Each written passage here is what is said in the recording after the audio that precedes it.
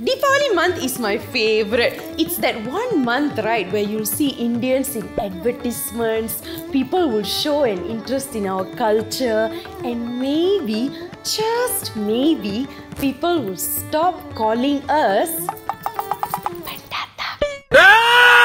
In the spirit of Deepavali and the public holiday it brings. Sad lah, the amount of hate and exclusion the word holds, it's always said with so much disgust and an intent to devalue. So Dewan Bahasa dan Pustaka defines pendatang as orang mendatang, orang asing yang datang ke atau memasuki sesebuah negeri lain. But today I want to focus on the second, almost forgotten meaning of the word pendatang.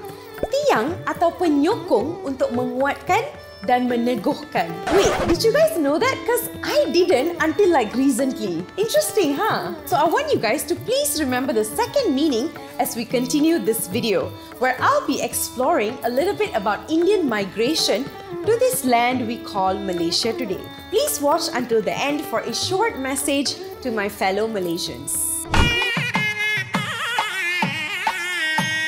The largest migration of Indians to Malaya began during the British colonial period as the colonizers were busy developing the economy to boost their revenue via plantation, mining, and construction. So most of the current Malaysian Indian population's ancestry can be traced back to this period in our country's history. In the late 1800s, Malaya's main export products were tin, coffee, sugar, and gambir. However, as the automotive and electrical industries in the West grew, rubber took over as one of the biggest agricultural ventures here. And fast forward to the 1930s, Malaya became one of the world's largest natural rubber producers. Since the rubber plantation industry is highly labor-intensive, they decided to import labor from India to farm the land. And as a result, the Indian population here grew from just 6% in 1901 to 15% in 1921.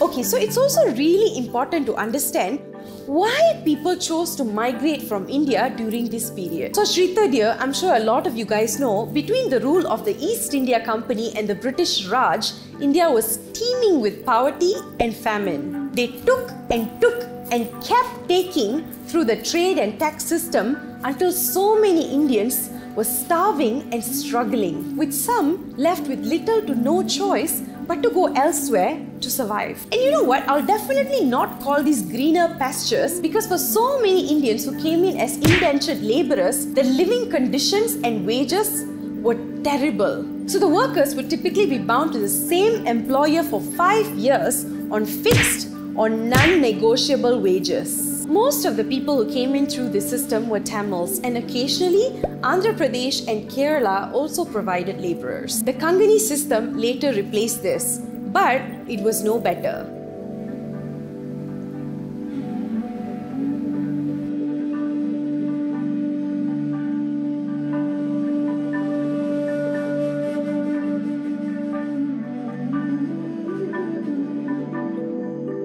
So Colonel Singh Sandhu, in his book Indians in Malaya Immigration and Settlement 1786-1957, said that the South Indian labourers were preferred because they were malleable, worked well under supervision, and were easily manageable. South Indians had fewer qualms and religious susceptibilities and food taboos, and cost less in feeding and maintenance. TLDR, Indian labourers were commonly hired to do monotonous hard work in very harsh conditions. Can you imagine the generational trauma, economic segregation, and the effects of these inhumane treatments on the current Malaysian Indian population?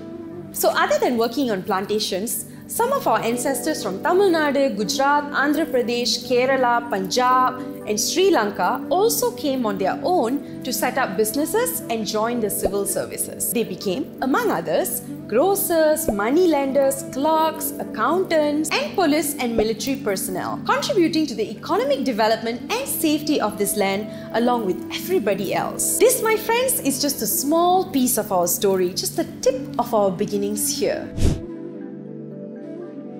When I think of our ancestors, not just Indians, everybody had gone through the lives they led, the sheer grit and perseverance, the meaning, tiang untuk menguatkan dan meneguhkan, makes complete sense. They worked, raised families, fought in wars, experienced joy and sadness, practiced their religions and customs, helped their neighbors, lived and died on for this country. Through all these human experiences, they kept the light within alive.